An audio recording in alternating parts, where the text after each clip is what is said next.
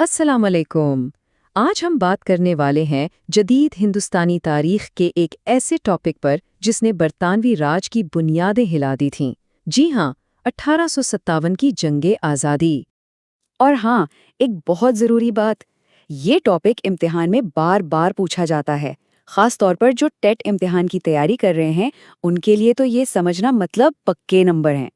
तो चलें, शुरू करते हैं और इसे बिल्कुल आसान जुबान में समझते हैं। अच्छा, तो सबसे पहले ये समझते हैं कि ये सब हुआ क्यों। देखिए, ये बगावत कोई एक दिन में नहीं हो गई।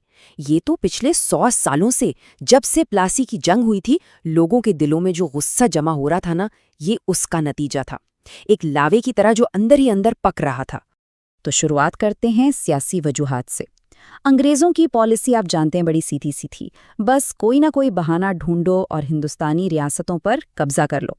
बिल्कुल वैसे ही जैसे मोहल्ले में कोई ताकतवर आदमी कमज़ोरों की ज़मीन पर नज़र रखे और मौका मिलते ही हड़प कर ले। और ये काम इन्होंने दो खतरनाक पॉलिसियों से किया। एक थी सब्सिडरी अलायंस और दूसरी डॉक्ट्रिन ऑफ लैप्स। इन पॉलिसियों का असर ये हुआ कि हर हिंदुस्तानी राजा, हर नवाब डर गया कि भाई आज इसकी बारी है, कल मेरी भी हो सकती है। एक खौफ का माहौल बन गया था। अच्छा, आप जरा माशी वजूहात को देखते हैं। देखें, अंग्रेज़ों का एक ही मकसद था, पैसा कमाना, बस। और उसके लिए उन्होंने ऐसी पॉलिसियां बनाई जिसने हिंदुस्तान की पूरी मईशत को ही बर्बाद कर दिया। और उसकी मार हर किसी पर पड़ी, किसान, कारीगर, जमींदार, कोई नहीं बचा। मिसाल के तौर पर उन्होंने ज़मीनों पर इतना भारी टैक्स लगा दिया कि किसान बेचारे कर्ज की दलदल में धंसते चले गए। फिर जो हमारा मशहूर कपड़ा और दस्तकारी का काम था, उसे भी ख़त्म कर दिया। कैसे? अपने मुल्क से आने वाले सामान पर टैक्स कम और हमारे सामान पर बहुत ज़्यादा, ताकि सिर्फ उनका माल बिके और हमारी इंडस्ट्री ठप हो जाए। फिर आती हैं समाजी और मजहबी वजूहात। अंग्रेज़ों को लगता था कि वो हमसे बेहतर हैं और उनका रवैया भी बहुत ख़राब था। ऊपर से जो ईसाई मिशनरी थे, उनकी सरगर्मियों से लोगों में ये डर बैठ गया कि भाई ये तो हमारा धर्म और हमारी तहजीब ही बदलना चाहते हैं। उन्होंने मंदिरों और मस्जिदों की ज़मीनों पर भी टैक्स लगा दिया। नए नए कानून बनाए जिससे लोगों को यकीन हो गया कि उनका मजहब खतरे में है। अब दिलचस्प बात यह है कि कुछ काम उन्होंने अच्छे भी किए, जैसे सती की रस्म ख़त्म की, बेवाओं की दोबारा शादी की इजाज़त दी। लेकिन लोगों ने इसे भी अपने रस्म व रिवाज में मुदाखलत समझा और गुस्सा मज़ीद बढ़ गया। और अब फ़ौजी वजूहात, ये बहुत अहम है।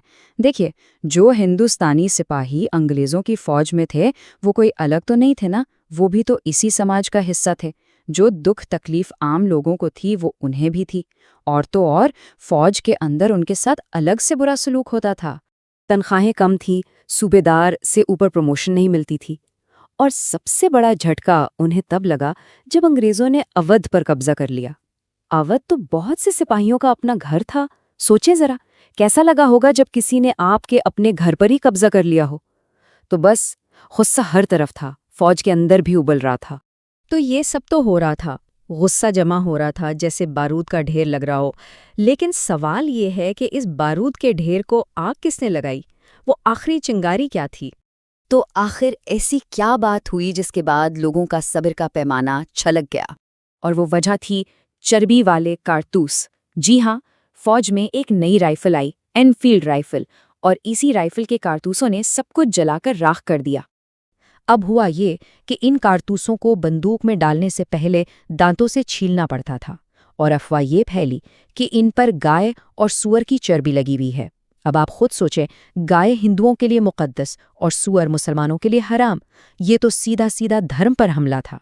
बस यही वो आखिरी तिनका था जिसने सिपाहियों के सब्र को तोड़ दिया। और इस चिंगारी के लगते ही बगावत का जो धमाका हुआ, उसने सब कुछ हिला के रख दिया। तो चलें अब देखते हैं कि ये बगावत शुरू कैसे हुई और देखते ही देखते पूरे शुमाली और वस्ती हिंदुस्तान में कैसे फैल गई। कहानी शुरू होती है 29 मार्च को, जब बैरकपुर में मंगल पांडे को फांसी दे दी गई। फिर 9 मई को मेरठ में 85 सिपाहियों को लंबी कैद की सज़ा सुनाई गई। और बस अगले ही दिन 10 मई को मेरठ के सिपाहियों ने बगावत का झंडा बुलंद कर दिया और सीधा दिल्ली की तरफ चल पड़े। 11 मई को वो दिल्ली पहुंच चुके थे। और दिल्ली पहुंचकर उन्होंने क्या किया? उन्होंने बूढ़े मुगल बादशाह बहादुर शाह जफर को हिंदुस्तान का शहंशाह ऐलान कर दिया। یہ ایک بہت ہی بڑا ایک تاریخی قدم تھا۔ کیوں؟ کیونکہ اب یہ صرف سپاہیوں کی بغاوت نہیں رہی تھی، بلکہ یہ پورے ہندوستان کی جنگ آزادی بن گئی تھی۔ اچھا جی، یہ چارٹ بہت بہت اہم ہے امتحان کے لیے۔ اس کو اچھی طرح یاد کر لیں کہ کہاں کس نے قیادت کی۔ دہلی میں جنرل بخت خان، کانپور میں نانا صاحب، لکھنؤ میں بیگم حضرت محل، جھانسی میں کون؟ جی بالکل، رانی لکشمی بائی، اور بہار میں کنور سنگھ۔ یہ نام اور جگہیں آپس میں جوڑنا بہت ضروری ہے۔ چلیں اب ذرا آنکھیں بند کر کے تصور کریں، سوچیں کہ ایک بہت بڑا سوکھا ہوا درخت ہے۔ یہ درخت کیا ہے؟ یہ ہے 100 سال کا عوامی غصہ۔ اس کی شاخیں ہیں سیاسی، معاشی اور سماجی وجوہات۔ درخت بالکل سوکھ چکا ہے، ایک چنگاری کا انتظار کر رہا ہے، اور پھر ایک ماچس کی تیلی جلتی ہے۔ یہ تیلی تھے وہ چربی والے کارتوس، اور جیسے ہی یہ تیلی درخت کو چھوتی ہے، پورا درخت آگ کے شعلوں میں لپٹ جاتا ہے۔ چلے جی، اب وقت ہے کچھ پریکٹس کا۔ دیکھتے ہیں کہ ہمیں کتنا یاد ہوا ہے۔ یہ سوالات امتحان کے لیے بہت اہم ہیں، اور ہاں، اسی طرح کا سوال ٹیٹ میں آ چکا ہے، تو دھیان سے۔ تو پہلا سوال یہ رہا، 1857 کی بغاوت کا آغاز کہاں سے ہوا؟ آپشنز ہیں اے دہلی، بی میرٹھ، سی کانپور یا ڈی لکھنؤ۔ سوچیں جواب کیا ہوگا؟ بالکل صحیح جواب ہے بی میرٹھ۔ یاد ہے نا، 10 مئی 1857 کو میرٹھ سے۔ ٹھیک ہے، اگلا سوال، کانپور میں 1857 کی بغاوت کی قیادت کس نے کی تھی؟ Options A Rani Lakshmi Bai, B Begum Hazrat Mahal, سی نانا صاحب یا ڈی کنور سنگھ۔ سوچیں کیا جواب ہے؟ شاباش، صحیح جواب ہے سی نانا صاحب، اور ان کے ساتھ کون تھے؟ تانتیا ٹوپے۔ اور یہ آخری سوال، 1857 کی بغاوت کی فوری وجہ کیا تھی؟ لفظ فوری پر دھیان دیں۔ اے ڈاکٹرین آف لیپس، بی زیادہ ٹیکس، سی چربی والے کارتوس یا ڈی سماجی اصلاحات۔ سوچیں جواب کیا ہوگا؟ جی بالکل، فوری وجہ یعنی وہ چنگاری تھی سی چربی والے کارتوس، باقی سب تو پرانی وجوہات تھیں جو غصہ جمع کر رہی تھیں۔ بہت اچھا، چلیں اب 1 منٹ میں جلدی سے سب کچھ دہرا لیتے ہیں۔ یہ ہیں وہ اہم ترین نکات کہ اگر آپ کو صرف اتنا یاد ہے تو بھی نمبر پکے ہیں۔ جلدی سے یاد کرتے ہیں۔ شروعات 10 مئی 1857 میرٹھ سے۔ بڑی وجوہات سیاسی، معاشی، سماجی اور فوجی۔ فوری وجہ اینفیلڈ رائفل کے چربی والے کارتوس۔